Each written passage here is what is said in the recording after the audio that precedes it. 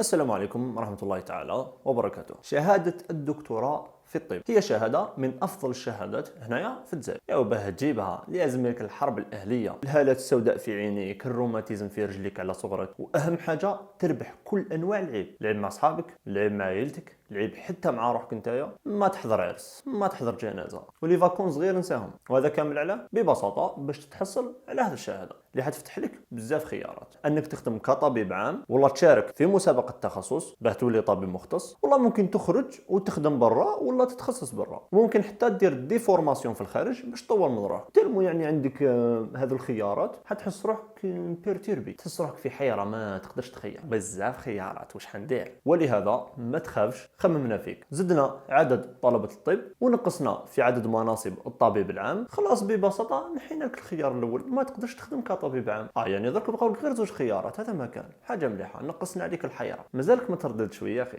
مازال معليش ما يكون غير خاطرك. مناصب التخصص نقص فيهم هكذا باش يبقى لك خيار واحد، تخرج برا. انت ما تحبش الغربة، حب تعيش مع عائلتك، تقعد هنايا تخدم الوطن معزز مكرم، وهذه في خاطرك، حبس توثيق الشهاده هكذا باش رسميا تولي طبيب بطال، تقدر تشد الحيط. ما تقعدش تخمم في المستقبل وحاير وش حندير. كما يقولوا تاع التنميه البشريه، بدل ان تفكر في المستقبل عيش الحاضر.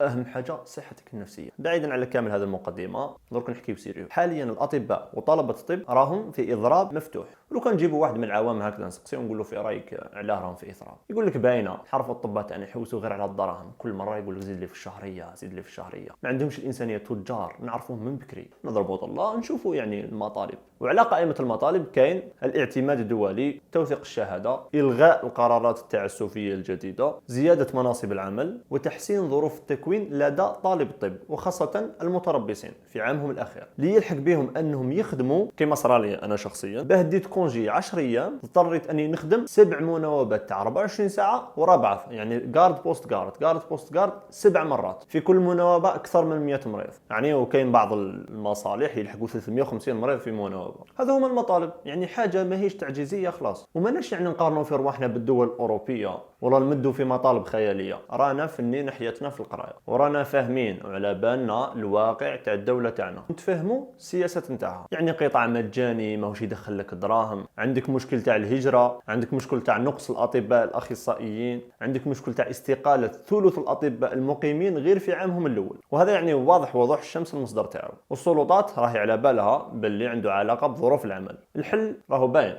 انك تحسن هذه الظروف، وعلى بالنا باللي صعيب تحسن هذه الظروف خاصه مع الميزانيه اللي راهي تتمد لهذا القطاع. والحل الثاني راهو سهل، وهو القرارات التعسفيه، ولكن النتيجه تاعها ما هي حترضي حتى طرف. ماناش قاعدين نتبعوا في شعارات عاطفيه ولا شعارات شعبويه. على بالنا انه كاين مشكل كبير في قطاع الصحه، بس الله غالب حنا ماناش خبراء سياسيين، ماناش حنا المطالبين بايجاد حلول. انا فقط ندير الواجب نتاعي، نطلب حقي باي طريقه سلميه متاحه. بصح صراحه كي نشوف الحلول المقترحه نحس باللي راهي هي بحد ذاتها مشكل اكثر من المشكل اللي فات. هكذا مع الوقت حنفقد اصلا الثقه بهذه المنظومه، ومانيش حنكون واجد اني نخدم خدمتي كطبيب اللي هي قائمه على التضحيه. حنا ماناش حابين نعيشوا الرفاهيه ولا نطالبوا بهذيك الحياه تاع الاغنياء، حنا فقط نطالبوا بحياه كريمه. دخلنا هذا المجال باه نضحيو المتعه تاعنا في انه نقدموا حاجه لهذا المجتمع وللمرضى نتاعنا، ولكن للاسف تم استغلال هذه النقطه، واللي هي نقطة مسؤوليتنا مع المريض. ولينا حاليا نشوف بروفيسور في الطب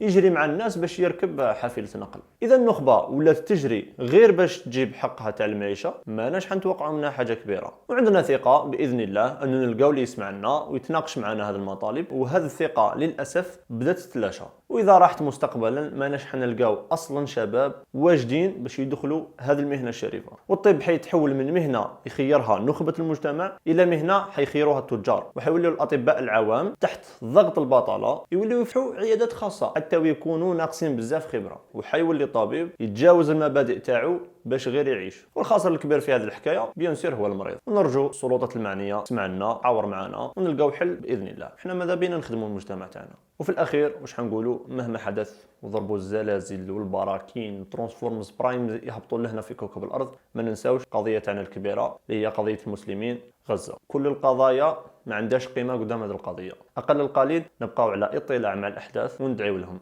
هذا ما عندنا. على الأقل نحافظوا على أقل الإيمان مذكور في حديث الرسول صلى الله عليه وسلم. السلام عليكم.